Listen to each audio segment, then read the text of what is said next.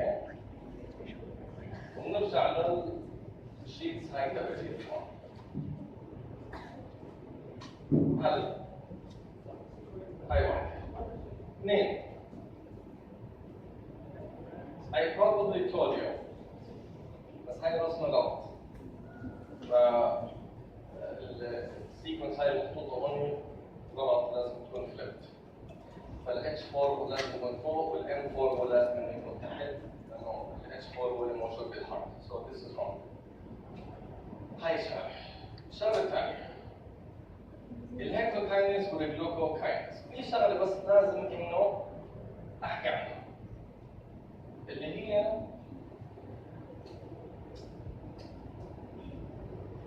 during fasting. لما راح يكون صايم the amount or the concentration of glucose in our system is about 5 millimolar.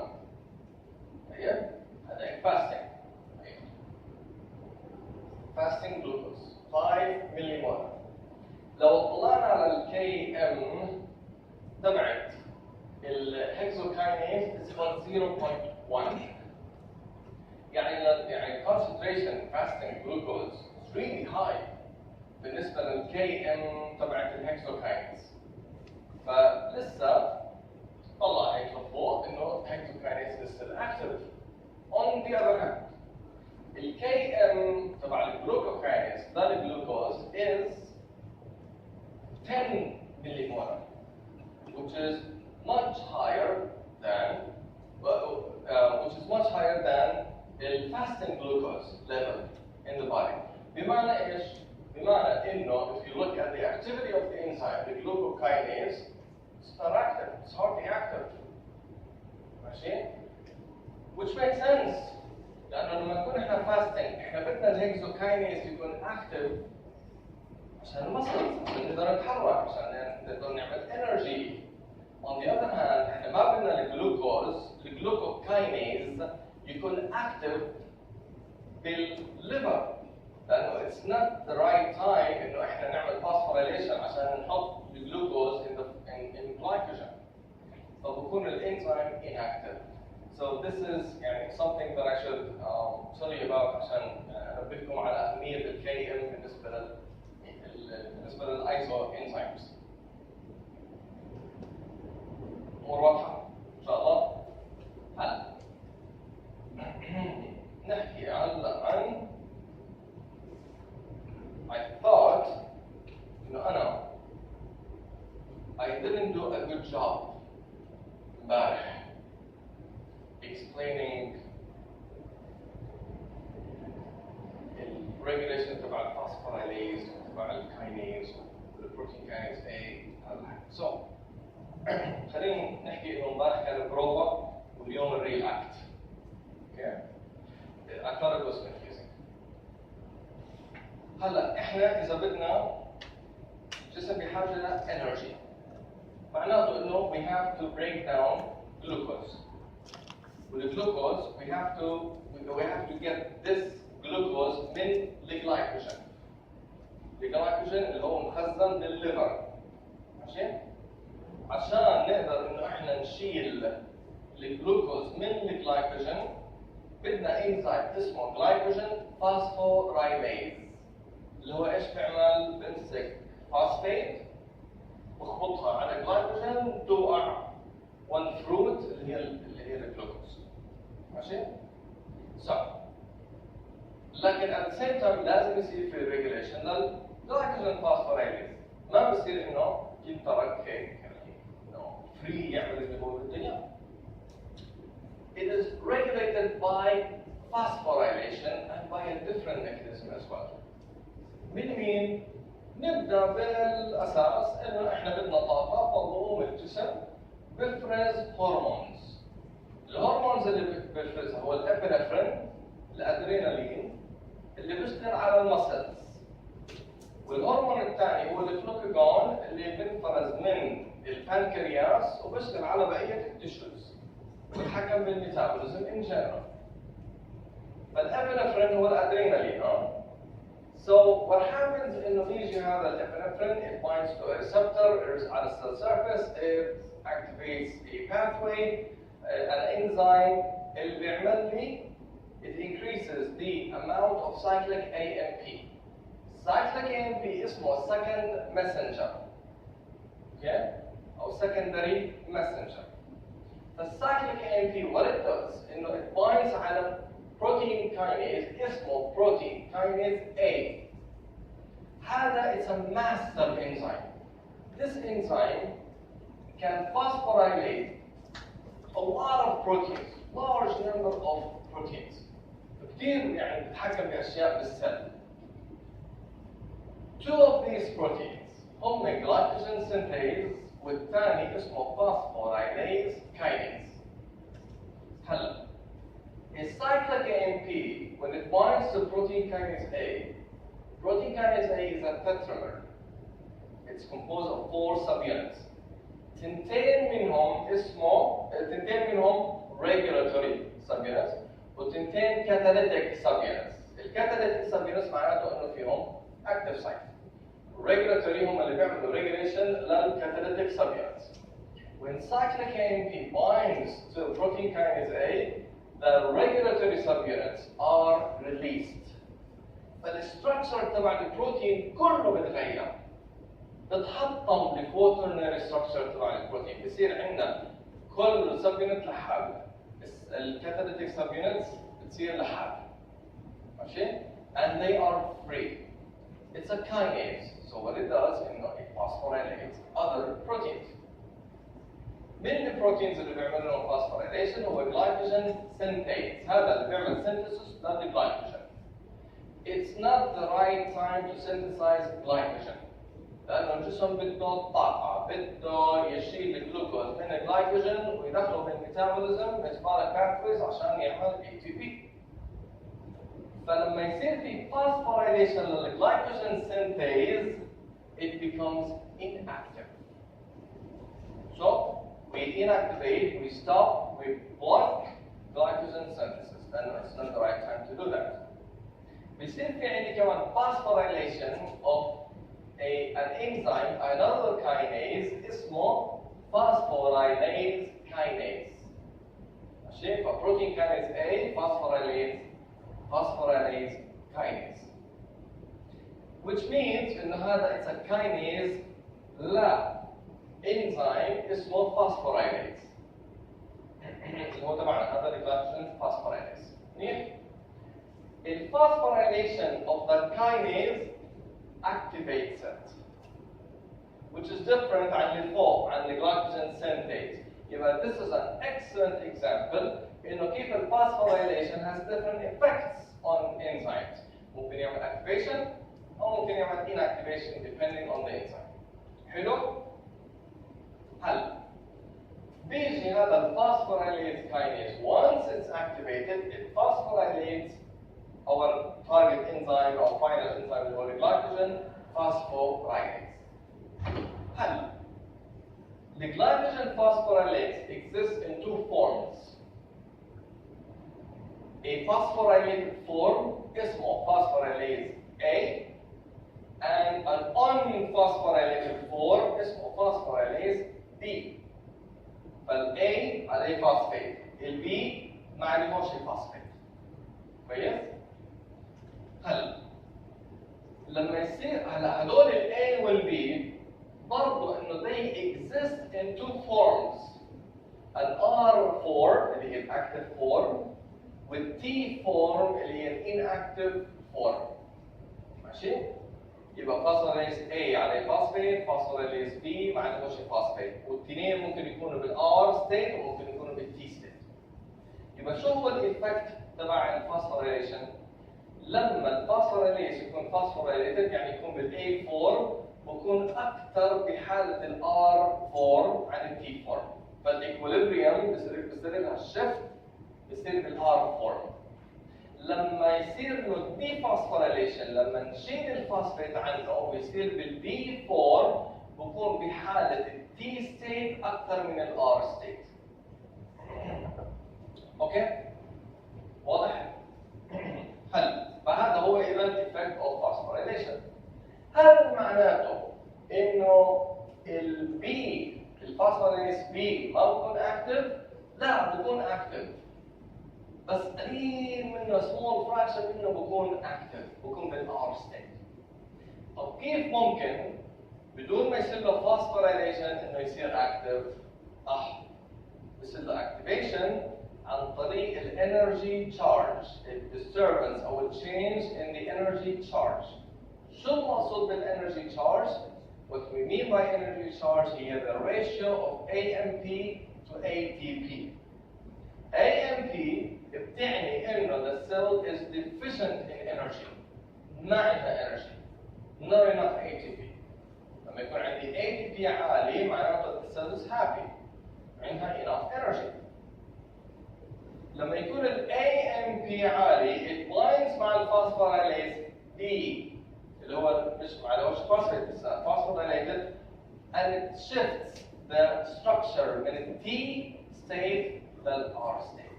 So it activates phosphorylase B. طيب؟ إذا الفوسفوريليز ممكن يصير له activation by two mechanisms. الميكانيزم الأولى هي الفوسفوريليشن.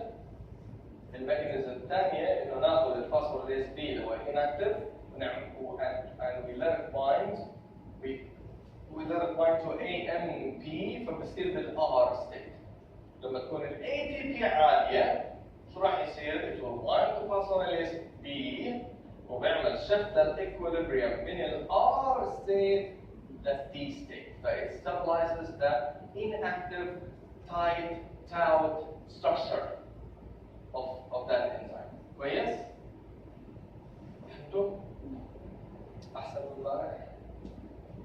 اوكي، فايش احنا هذا الاكزامبل is really excellent عشان نشوف كيف انه بيصير في عندي reversible covalent modification اللي هي الفوسفوريليشن والايفكت تبعه activation او inactivation. هذا واحد. الشغله الثانيه عرفنا انه الايفكت اوف modifiers او modulators اللي هم السايكليك ام بي السكند ماسنجر. هذا لما يرتبط ايش ممكن يعمل؟ كيف بغير الستراكشر تبع بروتين كاينيز A all together.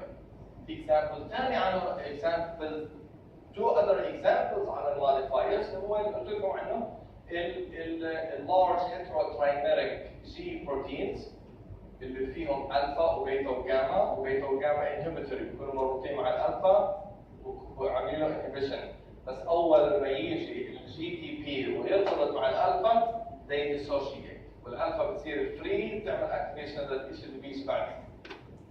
اوكي؟ واكزامبل ثاني على السمول مونوميريك بروتينز جي بروتينز اللي هم سمول وسنجل بوليبيبتايد يكون مربوط عليهم جي دي بي او جي تي بي simply by releasing الجي دي بي ونحط بداله جي تي بي بتغير شويه الاستراكشر تبع البروتين فبصير اكتف. ماشي؟ مش انه زي اللارج جي بروتينز الفا بيتا كان صار ديسوشيشن الكوترنير ستراكشر كله خرب. نو هي بس تغير بسيط صار في الاستراكشر تبع الجي بروتينز. طيب فهون هاي الاكزامبلز هي بس انه احنا بنضرب امثله كيف انه بصير في عندنا change بالاكتيفيتي اوف بروتينز including enzymes. لانه G proteins are not enzymes by the way. كويس؟ ان شاء الله. واللي عنده مشكله يجي يحكي. ماشي. نيجي هلا على regulation 3. بسم الله. إذا كل المرة الماضية حكينا عن الريفرسبل covalent modification وحكينا عن الموديوليترز. خلينا نحكي على irreversible covalent modification أو in other words proteolytic activation. ما تطلع على السلايدز، طلع علي أنا أحد. What happens إيش هلا لما بدنا ناكل إحنا لقمة، أول ما نحط أكل بتمنا لازم إنه digestive system تبعنا الintestines والstomach لازم تجهز حالها. انه ايه في سيجنال اجل معناته في اكل يلا ابدوا. معناته الانزيمز لازم تكون جاهزه in our system to start digesting food. ماشي؟ هلا والا لو اجى الاكل ولسه السيل مو جاهزه ما في انزيمز والسيلز راح يحكوا بعض، يلا يا جماعه ابدوا بروتين سينثيسيس في اكل جاي، وراح نبدا من الجينات انه نبدا نعمل بروتينز وبعدين نجهز حالها، يعني الخليه تجهز حالها. It takes hours. اللغه بتنزل within seconds. The synthesis of proteins من الجينز it takes hours. فمستحيل انه هذا رح يصير. لازم انه الانزيمز تكون جاهزه in our stomach and our small intestine عشان يبدا digestion. لكن it is problematic انه الانزيمز تكون موجوده وما في اكل. ليش؟ لانه they have to get busy. They have to work on something. ما بيقدروا يعني محرصين، بدهم يعملوا digestion، بدهم يعملوا cleavage. بدأ ايش بدهم يعملوا cleavage؟ اي شيء حواليهم including tissues. فراح يصير في عندي انا digestion للtissues نفسها if these enzymes are active all the time. فلازم هاي الانزيمز تكون active، لازم تكون ready synthesized، لكن at the same time they have to be inactive and to be activated only when food arrives. That makes sense. فعشان هيك هدول digestive enzymes، البيبسين in our stomach، التريبسين اللي موجود بالسمول intestines، والكايموتريبسين بالسمول intestines، والالاستيز اللي موجود بالintestines، والفوسفولايبيز بالintestines، واللايبيز، هدول الانزيمز لازم انهم يكونوا inactive لكن ready. فبكونوا in the form of zymogens. The zymogens are enzymes that are inactive and they need to be activated by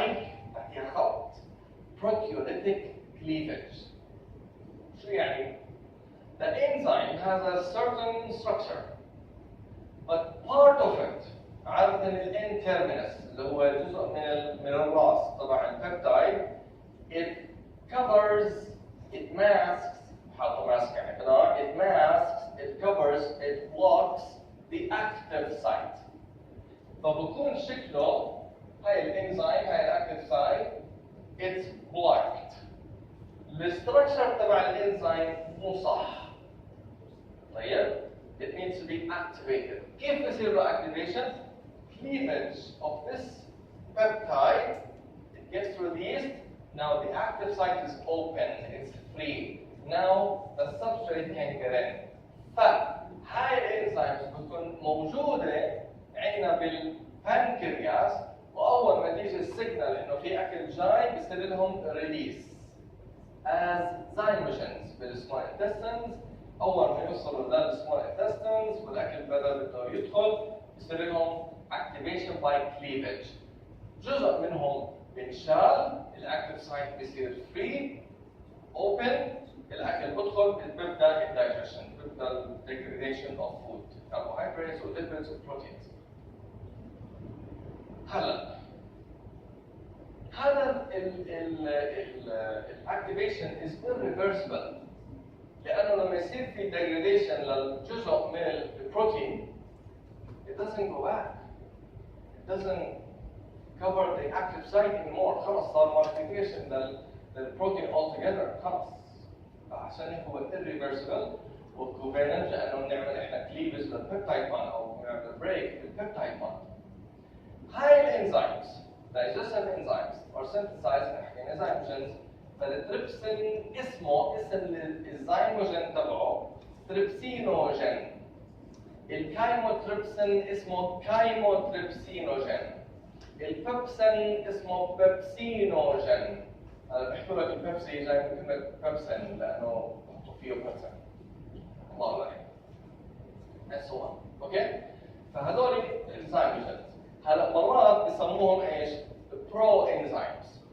يعني بقول لك برو الاستيز، برو لايبيز. معناته انه هذا زيموجين لللايبيز، هذا زيموجين للالاستيز and so on. فإما إنه يستخدموا شيء جن أو يستخدموا برو and the name of the enzyme. حلو؟ نعم.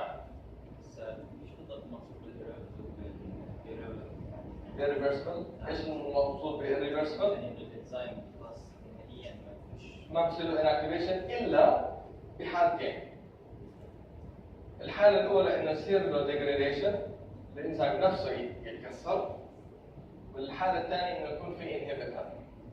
فيس في physiological inhibitors بفرزها الجسم، elastase inhibitor، trypsin inhibitor، صغار molecules صغار بيرتبطوا على active site and they inactivate the enzyme.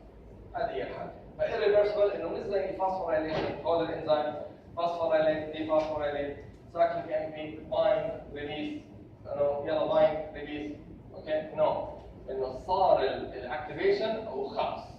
الانزيم ما بيصير له inactivation الا بالطريقتين هذول اللي حكينا عنهم. كويس؟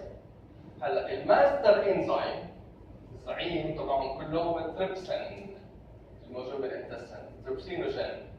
كميه صغيره منه بتكون موجوده ان اكتف، وممكن الانزيم نفسه يعمل اكتيفيشن لحاله، يعني يقطع رابطه لحاله. سو what it does انه بيجي هذا الانزيم بيبدا هو الماستر انزيم بيبدا يعمل يحول البرو الاستيز لالاستيز، كاميتربسينوجين لكاميتربسين، تربسينوجين ثاني بيحوله للتربسين، فهو اللي بيعمل اكتيفيشن لكل هاي البروتياسز. منيح؟ فهذا هو الirreversible covalent modification. طيب هلا شغله ثانيه، موضوع ثاني اللي هو انه كل الانزيمز اللي حكينا عنهم هم عباره عن بروتين انزيمز. هل معناته هيك انه ما في الا بروتين انزيمز؟ نو. هاي المعضله كانوا بمر فيها علماء الايفولوشن، بقول لك كيف الحياه بدات؟ الدي ان اي بده بروتين، والبروتين الدي ان اي. طيب مين بدا اول؟ البيضه ولا الدجاجه؟ صح؟ فتحديد اكتشفوا انه في RNA molecules they can function as enzymes and they can function as hereditary materials. فقالوا روعة، لقينا الحل، ان هو الاساس، اذا اساس الحياة بداية الحياة هو RNA molecules.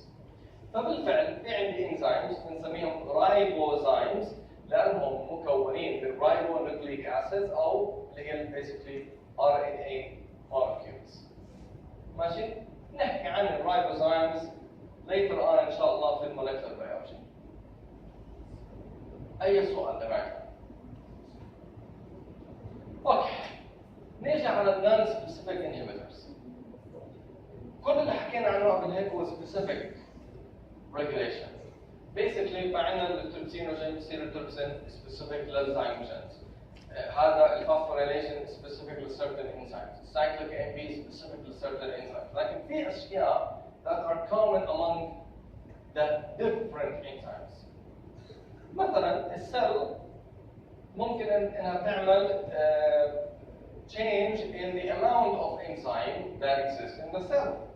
يعني انا والله بدنا هلا it's about time for this enzyme to start acting، فstart السينثيسيس تبع الانزيم، او بلاش نعمل السينثيسيس، الانزيم اللي اوريدي موجود بلاش يصير له degradation، so reduce the degradation، او we don't need this enzyme anymore، stop synthesis، لكن at the same time accelerate degradation عشان ننزل من المستوى تبعه. It takes hours for the cell to do that. To synthesize, يعني degradation can take some time, hours, but it can take some time, longer than phosphorylation, dephosphorylation, which is very quick. طيب؟ هاي طريقة. الطريقة الثانية اللي هي إنه تعمل لي isozymes مختلفة. فالcell can produce two different isozymes. فبتبدأ تعمل يعني balancing between these two isozymes. It's about time إن نعمل هذا isozyme. ما بدناش هذا isozyme, and so on. طيب؟ فممكن إنها تعمل regulation of enzyme, of the amount of enzyme inside the cell. في طريقة ثانية اللي هي compartmentation. يعني حكينا إنه الانزيم بيلاقي السبستريت تبعه by random collision. It's all random. بيلاقوا بعض بيسمحوا ضربوا بعض صار رياكشن، ما ضربوا بعض ما في رياكشن. طب حكايه الديفيوجن هذه مشكله بالنسبه للسيل لانه it takes time انه السبستريت يلاقي الانزيم او الانزيم يلاقي السبستريت takes time. طب ولك you know what؟ بدل ما نخلي السبستريت والانزيم يسبحوا بالسيل كلياتها بالسيتوبلازم خلينا نحطهم بسمول كومبارتمنت باورجانيل ماشي؟ فلو دخلت المجمع واحد حكى لي دور على فلان وين؟ والله ما اعرف شو ادور باي مكان بالمجمع ولا يحكي لي والله روح على قاعه ثلاثه بتلاقي بقاعه ثلاثه اسهل بقاعه ثلاثه اني ادور فيها صح؟ نفس الشيء السيل اللي بتعمل انه بتحط الانزيم بكومبارتمنت وبتجيب السبستريت عنده زي اللايسوزومز اللايسوزومال انزيمز باللايسوزومز فبندخل السبستريت عليهم وبكل بساطه بيجي الانزيم بيلاقي السبستريت تبعه لكن لو حطيناهم بالسيتوبلازم مشكله بده يقعد يسبح بهالسيتوبلازم لحد ما يلاقي السبستريت او نحطهم بالميتوكوندريا اوكي او نحطهم بالنيوكليوس او نعلقهم على الممبرين. ليش؟ لانه it's easier for them to travel or to find each other انهم يمشوا in 2 dimensions عن انهم يمشوا in 3 dimensions. يعني لو واحد ملزق بالحيط مثلا وانا بمشي على الحيط كمان عمالي بدور عليه it's easier او خلينا نحكي نمله ونمله سهل انهم يلاقوا بعض عن انهم يطيروا بالغرفه كلياتهم صح؟ ف in 2 dimensions it's much better than in 3 dimensions.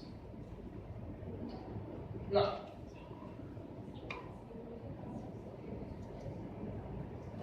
ممكن نجمع السبستريت وبعدين نجيب الانزيم. يس. كيف؟ نجمع السبستريت وبعدين نحط عليه الانزيم. It happens for example بالاندوزومز. الاندوزومز اللي هي فاسيكلز جوا السيل بتيجي السيل مثلا على السيل من الممبرين بتجمع السبستريت بعدين بتعمل هذه الفاسيكل وبتدخلها بدخل السبستريت جوا السيل والاندوزوم بيجي وبعدين بيعمل فيوجن مع اللايسوزوم فصاروا 1 فاسيكل سمول فاسيكل فاخذنا السبستريت وحطيناه باللايسوزوم. يس سو وي كان دو ذات باي طريقه يعني ممكن اوكي. ايش كمان؟ شغله ثانيه طريقه انه يصير في ريجوليشن انه نحط الباثويز in different compartments. بمعنى ايش؟ الفاتي اسيد سينثيسيس بيصير بالسيتوبلازم. الفاتي اسيد ديجريديشن بيصير بالميتوكوندريا. Separating the two processes is an example of regulation. لأنه it doesn't make sense إنه نيجي نعمل synthesis و degradation بالسيتوبلازم. كل الإنزيم زيكم مخلطة على بعض doesn't make sense. فلا لو بدنا نعمل synthesis بالسيتوبلازم، بدنا نعمل degradation دخلوا الفاتي أسيد على الميتوكوندريا. فعملية إنه ندخل الفاتي أسيد على الميتوكوندريا is regulated. في بروتين نحكي عنه بعدين ليتر عن الميتابوليزم اسمه كارنيتين هذا اللي بيحمل الفاتي اسيد وبيدخلهم جوا على الميتوكوندريا. لو الكارنيتين مش موجود او مش اكتف ما في فاتي اسيد ديجريديشن حيصير وقتها. بتروح على الصيدليات راح تلاقوا في علبه سبلمنت مكتوب عليه كارنيتين. بقول لك خذ الكارنيتين هذا عشان ايش؟ يدخل جوا السيلز ويدخل الفاتي اسيد جوا الميتوكوندريا ويصير يعني تخسيس يعني عمليه تخسيس.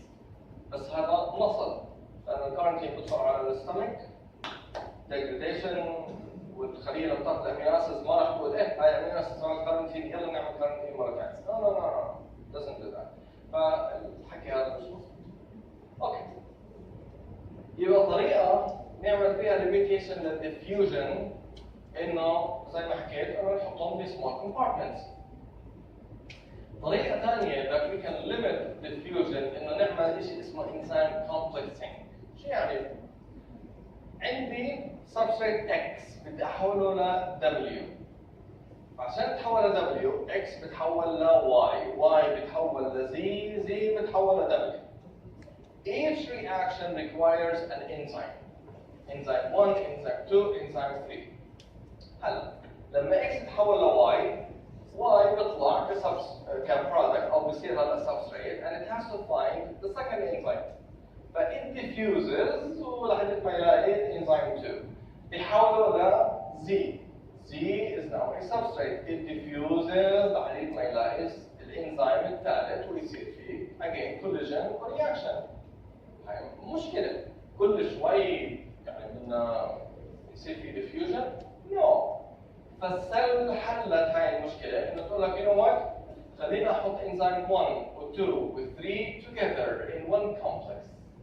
فبيجي X بتحول ل Y، Y ما بيلحق إنه يطلع برا. It jumps على طول على الانزيم الثاني بتحول ل Z. Z ما بطلع. برد على الاكتيف سايت الثالث على الانزيم الثالث. So the reaction happens one after the other together. At the same time, بدون أي diffusion.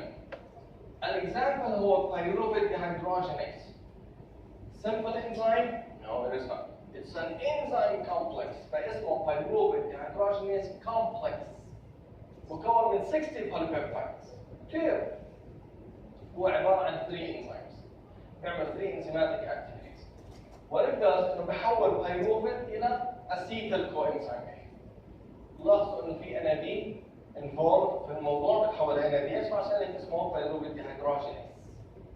يقول لك هو it's a complex لأنه it does 3 reactions together one after the other بالأخير بيطلع الأسيتيل coenzyme.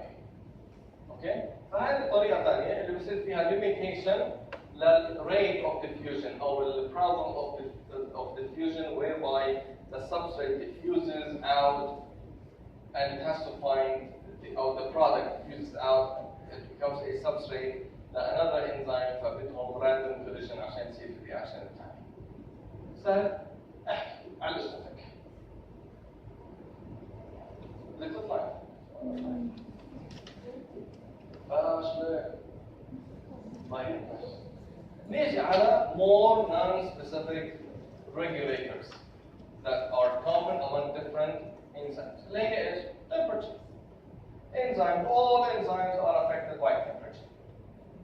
The optimal temperature أو temperature تبع جسمنا 37 degrees. تصل معي صح؟ هل معناته إن الoptimal temperature للإنزيم تبعتنا 37؟ نعم. It's about 40. ليش؟ لأن الكينيتيك انرجي بتزيد. فبصير عندنا الرياكشن شوية يكون أعلى. طبعا at 42, 43 إذا الحرارة طلعت كثير protein denaturation الإنسان بموت. لاحظوا إنه basically so enzymes are affected by temperature. في optimal temperature. فحتى البكتيريا itself في عندنا certain bacteria بيسموها thermophilic. ثيرمو حراري، philic يعني بتحب الحرارة فبتعيش بالحرارة العالية. عند البراكين والهات سبرينجز يعني ينابيع المي الحارة، حمامات معين في بكتيريا بالمي كثير تستحمل المي السخنة أو بتستحمل متأقلمة على المي السخنة.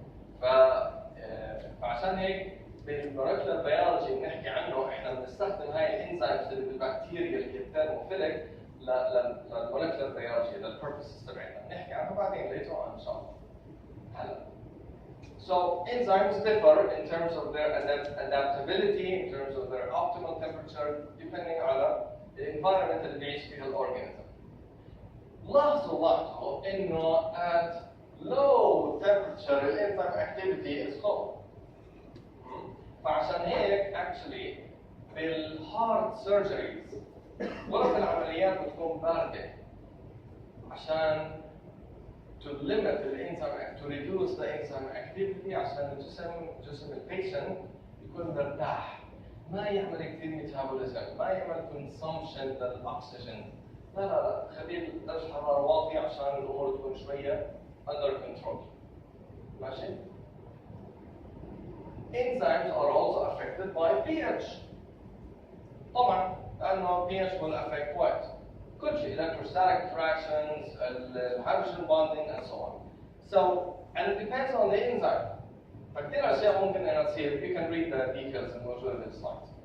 It affects the interaction between not only the structure of the enzyme, it's more called الستراكشر تبع الانتراكشن ما بين السبستريت والانزيم. So different enzymes have there are different effects of pH on different. The pH affects enzymes differently. Good enzyme, it's different than the other. For example, the pepsin, stomach enzyme, it's optimal at pH of 2, at acidic pH. Makes sense طبعا لأن الانفايرمنت is acidic. The chymotrypsin, intestines, optimal pH is 8. لأنه pH بالsmall intestines is about 8.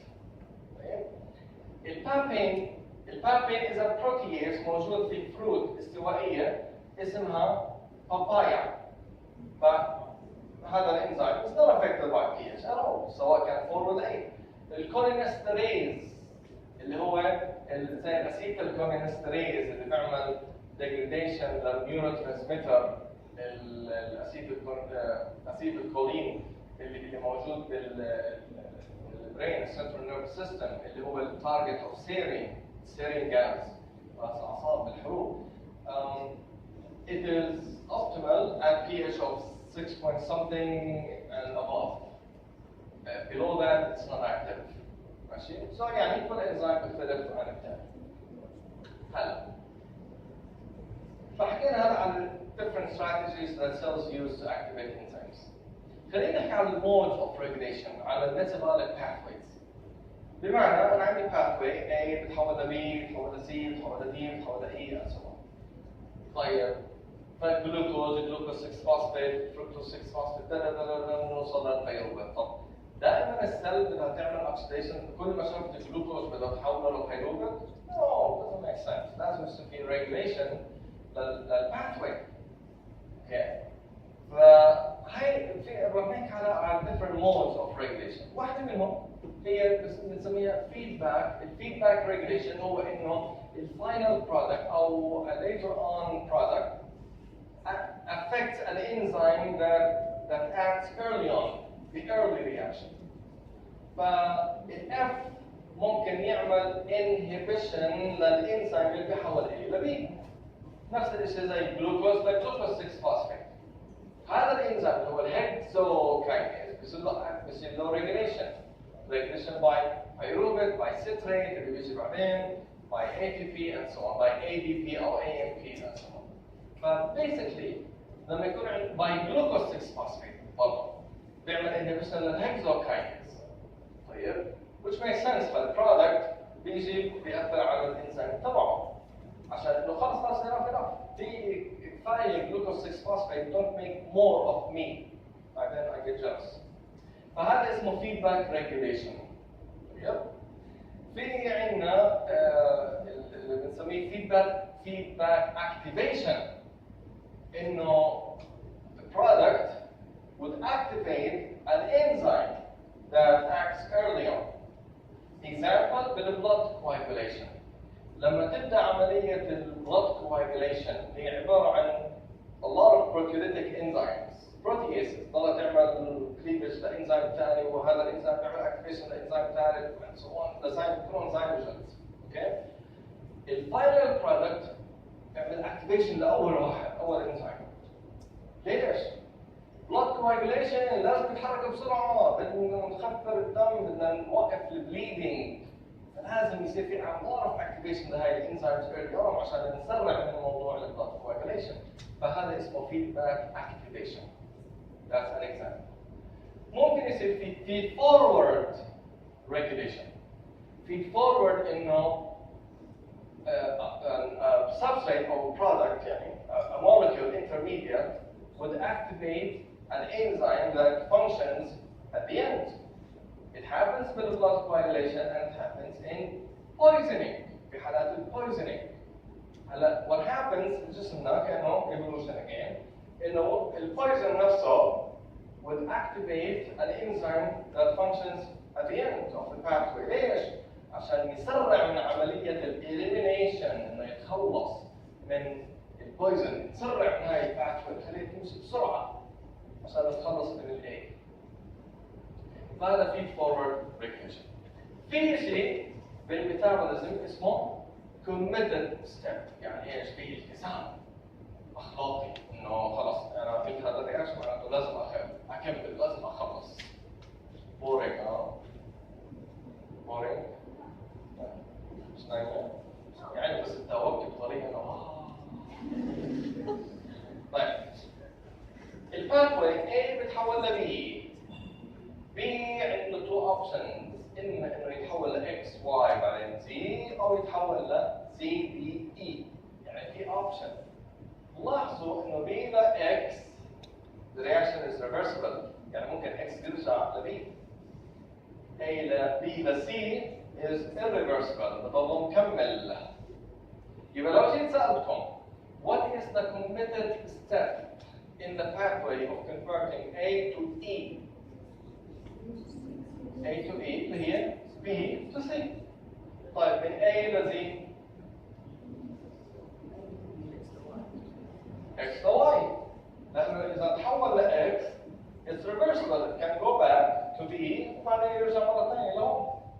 فهذه هي الكوميتد ستيب. بالاكسديشن اوف جلوكوز عن الجلوكوز لجلوكوز 6 فوسفيت. اوكي، is that a committed step؟ No. ليش؟ لأن الجلوكوز 6 فوسفيت عنده خيارات، ممكن يروح للجلايكوجين، ممكن انه يكمل للبيروفيت، ممكن يصير رايبوز whatever. في اوبشنز.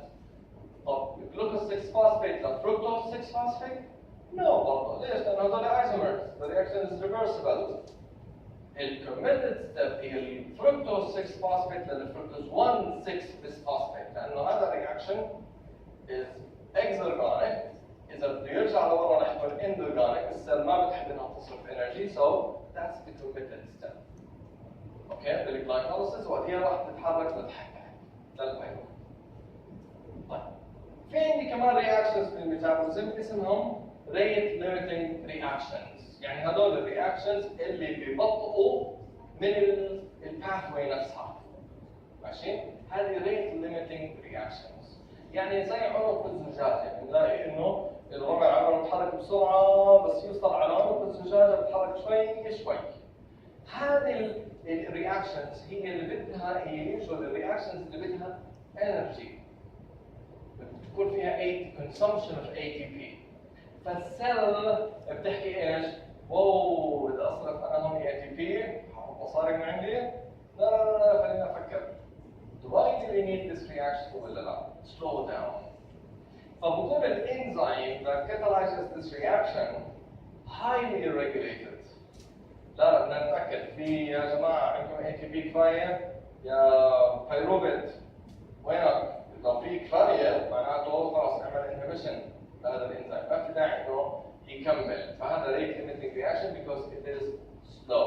It requires energy. The enzyme is highly regulated. ممكن ان ال Km لهذا السبستريت للانزيم is high، يعني ايش؟ affinity is low، فعشان هيك الانتراكشن ما بين السبستريت والانزيم مش كثير strong. So usually had reactions are usually not necessarily committed steps. يعني الفركتوز 6 فوسفيت للفركتوز 1 6 bisphosphate is a committed step and it is highly regulated. It is a rate limiting step as well. Okay? But that just shows what happens in هذا reaction مش سريع، هذا reaction مش سريع، هذا reaction is highly regulated, هذا rate limiting step, so it is slow.